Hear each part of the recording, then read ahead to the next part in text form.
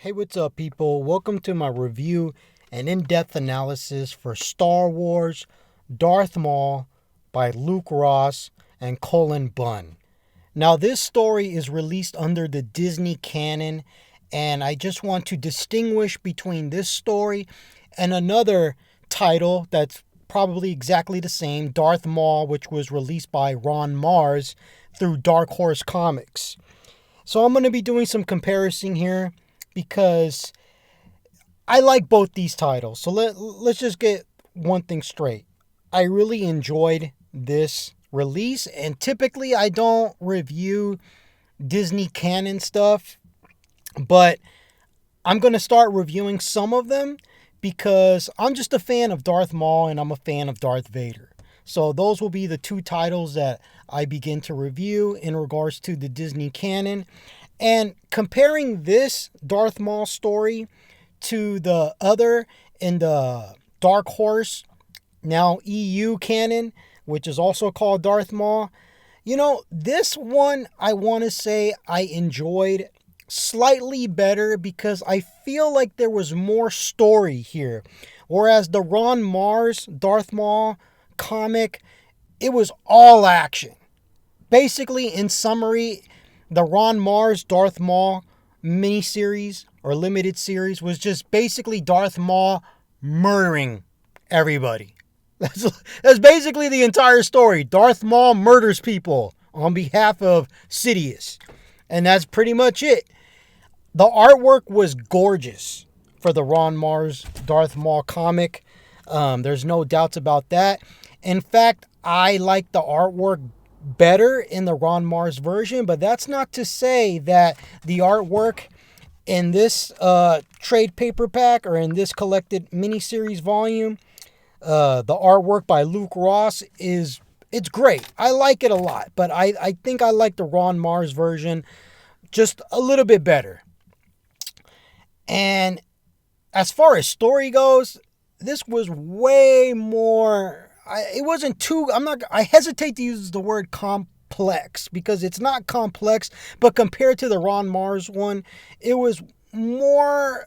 There was more nuance and there was more stuff going on. It wasn't just Darth Maul killing people. I mean, yeah, Darth Maul kills people in this story, but there's a little bit more. There's a little bit more to it than just Sidious saying, "Go out there and kill people." In fact, it actually starts out with the opposite setup as far as plot, because Sidious doesn't want Darth Maul to go out and recklessly murder people. But Darth Maul in this story takes it upon himself to deceive Sidious, and in fact goes out to hunt a Jedi Padawan, and he attempts to hide it from Sidious. And when he goes out to hunt this Padawan, this Jedi Padawan, he does it with the help of Aura Singh and Cad Bane. So that was really interesting. So this story opens up with us on the planet Tuan Kiti, or Kitty, whatever. Never been good at pronouncing these Star Wars names, man. So basically, there's a hunt going on, and Darth Maul is hunting Rathars. Now, if you remember The Force Awakens, Rathars were those giant ball-looking monsters that look ridiculously stupid with their CGI garbage. So that's what Darth Maul is basically hunting here.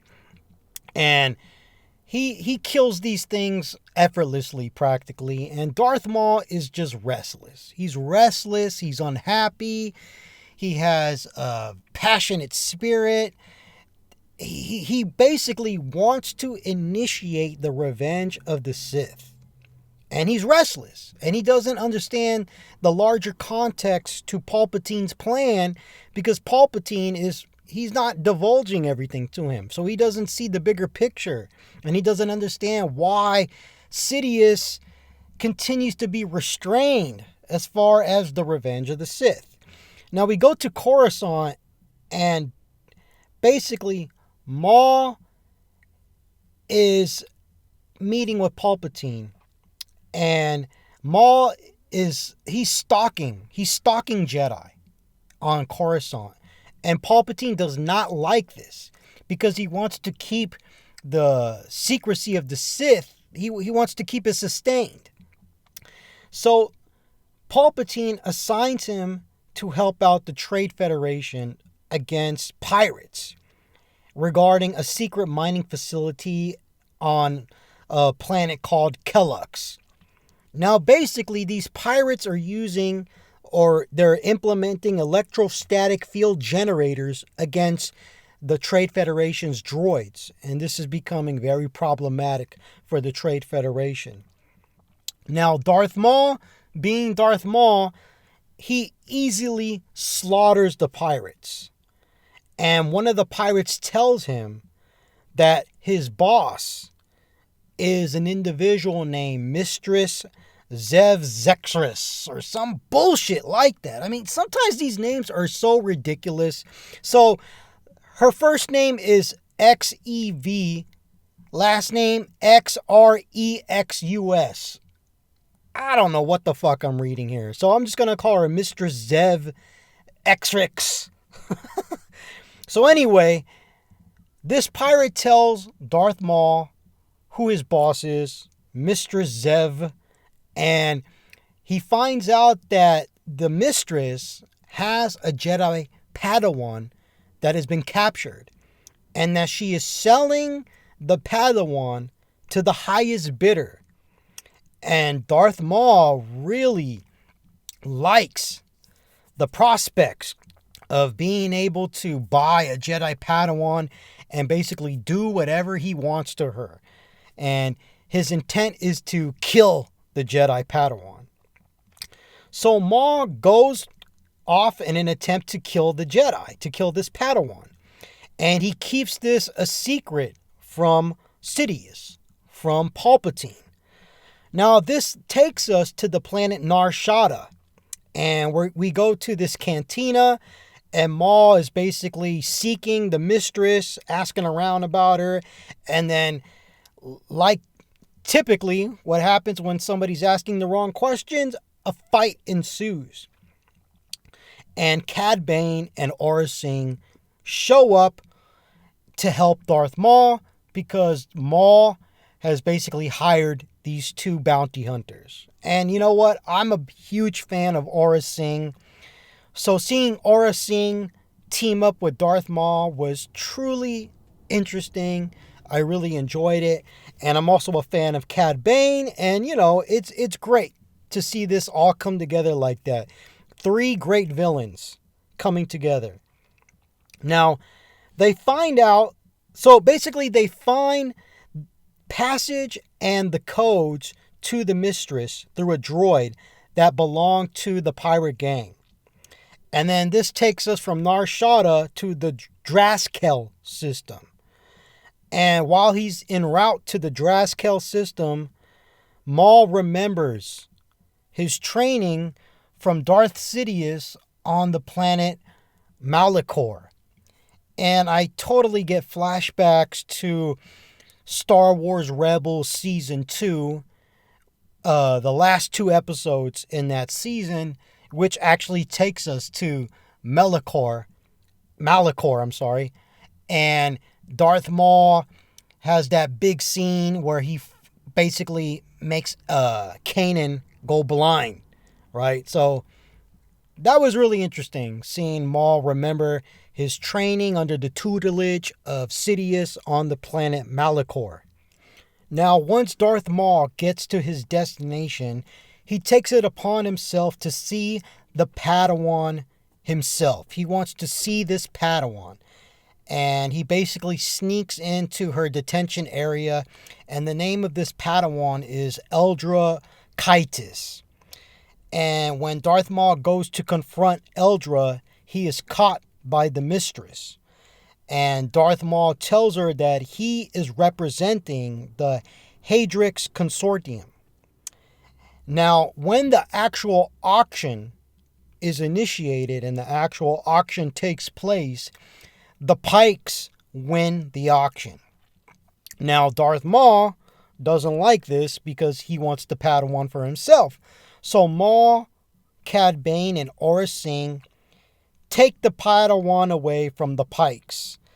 And Darth Maul promises to engage in a duel with Eldra. So Eldra is kind of like, when she encounters Darth Maul, she's like, who the hell are you? What do you want?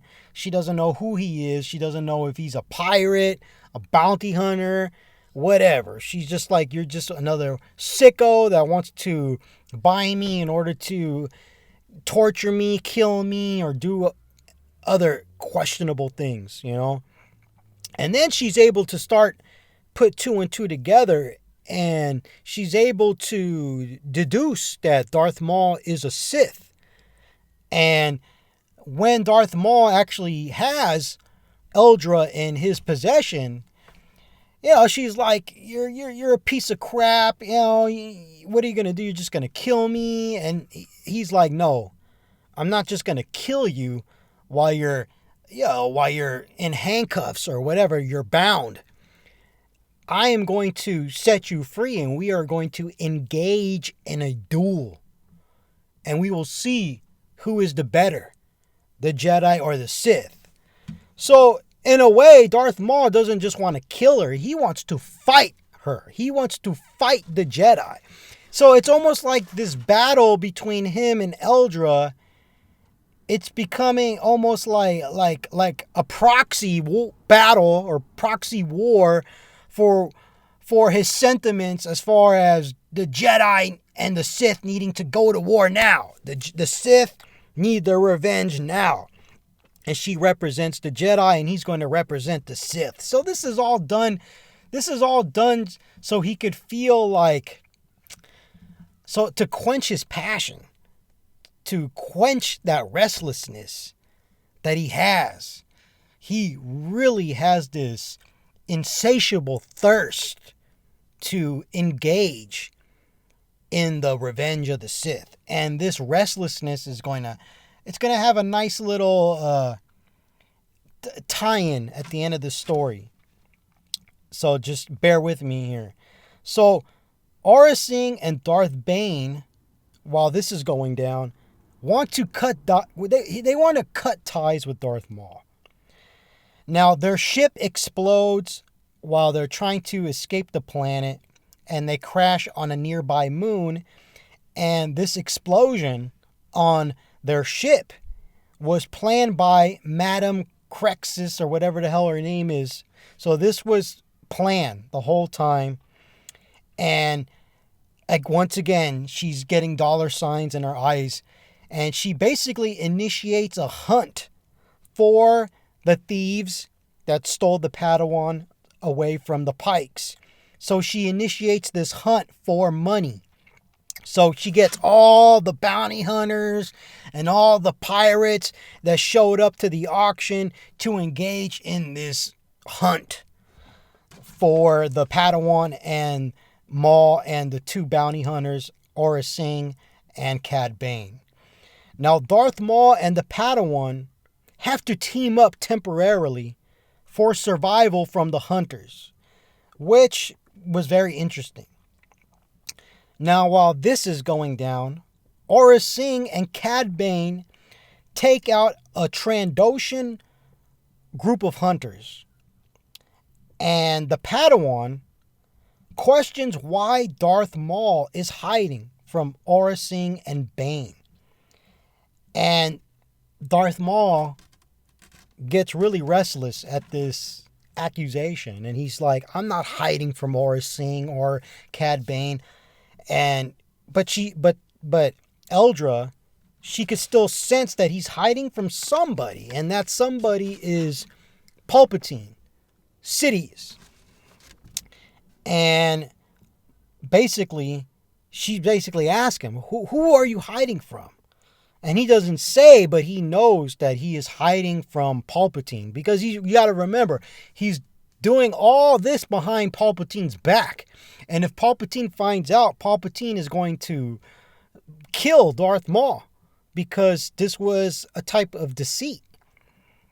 So, after the Padawan questions why Darth Maul is hiding from whoever he is hiding from, this is the beginning of their engagement of Padawan Eldra versus Darth Maul. And the panels, the artwork was great as far as how they depicted this fight between Darth Maul and the Padawan. Now, Aura Singh and Cad Bane, they are able to steal the Trandoshan ship. So now they have a ship. And Darth Maul ends up slaughtering the Padawan. As she argues to him while she's being defeated that he will not find happiness nor be content with her death. And she says, I'm only a Padawan.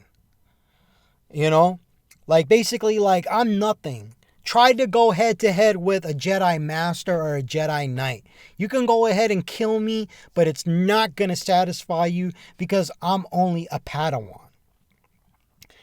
So, this actually rings true later at the end of the story. But even more so, and I'm going to come to that shortly. So after Darth Maul kills the Padawan, he goes and he kills the Mistress. Because you have to remember, the Mistress, she initiated this hunt to kill Darth Maul. So Darth Maul feels it's necessary to have revenge against her. And he kills her. Now, once Darth Maul returns to Coruscant, and he's trying to hide this little secret mission that he engaged in from Sidious, it turns out that Palpatine, Darth Sidious, already knows. He already knows everything. He knows everything. And he asked Darth Maul, are you satisfied? Are you satisfied now that you have finally killed a Jedi? And then Darth Maul says, no. And then I love this part right here. Typical classic Palpatine. And then Palpatine just goes, good. Good. And I'm like, yeah, man. That is totally hitting the nail on the head as far as getting the Palpatine character right.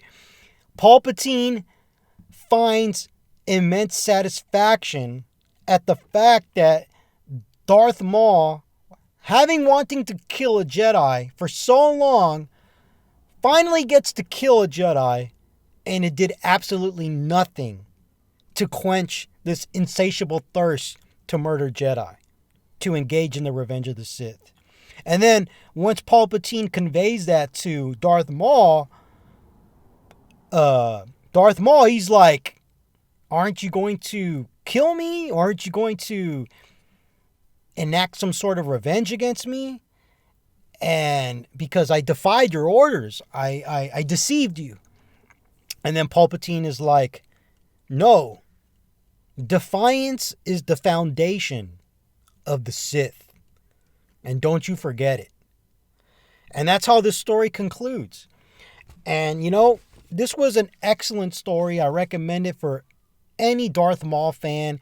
It's an easy to digest story. It's not super complicated. It's not super convoluted. It's not some huge epic.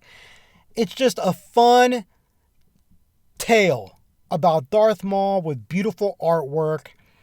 And I found a lot of similarities between this and the Ron Mars Darth Maul comic that was released under Dark Horse way back in 1999, or was it 2000? And I think this comic totally captured that spirit. And you know what? I really wish we saw more Darth Maul prequel stories. And what I mean by that is stories about what he was up to before The Phantom Menace. You know, as much as I enjoy Darth Maul's return in the Clone Wars, it's a little far-fetched. You know what I mean? The guy gets cut in half. He gets magic from the Night Sisters to give him robotic legs, and it's super far-fetched, and Darth Maul's walking around with no dick. I mean, you know what I mean? It's far-fetched as hell. So it's like I kind of prefer the stories of Darth Maul before Phantom Menace, when it was a little bit more grounded. The dude wasn't cut in half. He wasn't missing the lower half of his body. You know what I'm saying? He still had a digestive system. You know what I'm saying?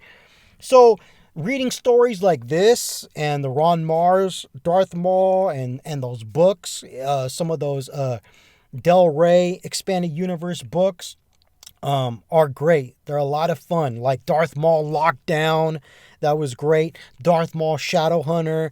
So those are great, and I really wish there was more Darth Maul prequel stories. And as much as I enjoy these, I think there's a story out there that needs to be told that goes more into depth about how Darth Maul's. I want to know more about how this guy feels about being taken away from the Night Sisters, or given taken away or given away by the Night Sisters to Palpatine, and essentially being raised as a child soldier. I would like to know, like, if there was some sort of struggle, because let's be honest, Darth Maul is always depicted as evil for the sake of evil, for the most part. One commendable thing that the Clone Wars and Star Wars Rebels did was kind of show the side of Darth Maul that questions the Sith, that almost feels there's like a self-loathing, like what could have been if I hadn't joined the Sith. Because the Sith betrayed him. Sidious betrayed him, man. I mean, he left them behind. And when he found out that Darth Maul came back, he still was like, you're not part of the grand plan, man. Dooku has replaced you. Get out of here. I'm just going to use you as a puppet. So Darth Maul is kind of a tragic story when you consider what went down in the Clone Wars and Rebels. So it would be great to see another prequel story, meaning a story that takes place before Phantom Menace, that involves Darth Maul and how he feels about being taken away from the Night Sisters and being a child soldier. So I think there's a great story there that needs to be told. But in regards to this, I give this story an A. I thought it was fun, simple, and I recommend it for any Darth Maul fan. Thank you guys for listening to this review and in-depth analysis of Darth Maul, released by Marvel Comics, part of the Disney canon. If you enjoyed it, please like, subscribe, and share. May the Force be with you, and last but not least, take care, people.